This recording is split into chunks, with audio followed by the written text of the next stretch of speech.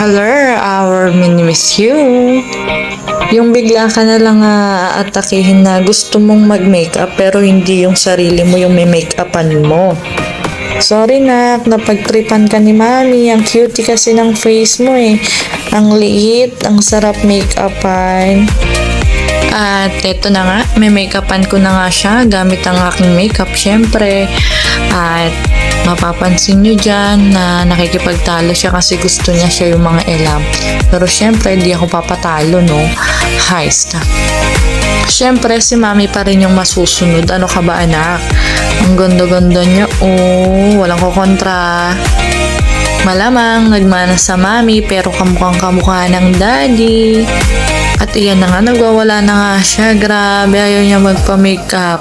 Kasi hindi naman siya sanay. First time lang po yan na minake-upan ko siya. At dahil wala akong magawa, napagtripan ng aking bulinggit. My mini-miss you. Our mini-miss you. At iyan na nga, habang minimake-upan ko siya, natatawa ako kasi naduduling po yung kanyang mga mata. Anyway, shoutout na rin sa aming videographer, ang aming Kuya Cairo na sobrang malikot mag-video at nakakahilo yun. So, syempre, yan na, kikilayan ko na siya kahit makapal na yung kilay niya, kakapalan ko pa. Sana all may kilay. Buti na lang nagmana siya sa kanyang daddy na makapalang kilay. Kung sa akin nagmana to, kawawa naman to. Charis! Ang arte, gusto niya rin naman magpa-makeup pero ang gusto niya siya yung mga elam at siya mag-makeup sa sarili niya. Pag pinabayaan ko baka hindi mukhang beauty queen ang kalabasan nito kundi maging aswang. Yan, unti na lang at matatapos na kami. Naka-fast forward na to pero sobrang tagal namin talaga mag-makeup.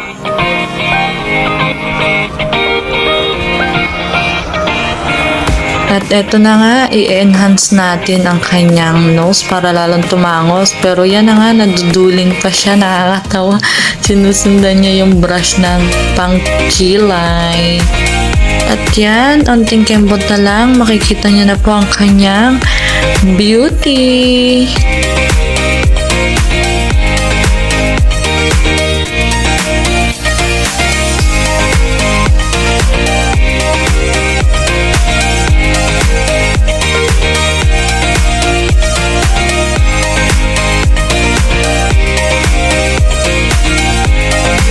Ay nako, kung kailan patapos talaga, doon pa siya nagmumuryot. Naiinip na yung bata. Mga bata talaga mainipin. Nako naman. Pero talagang nakisama pa rin po siya. Ang ganda-ganda niya. Thank you, Lord.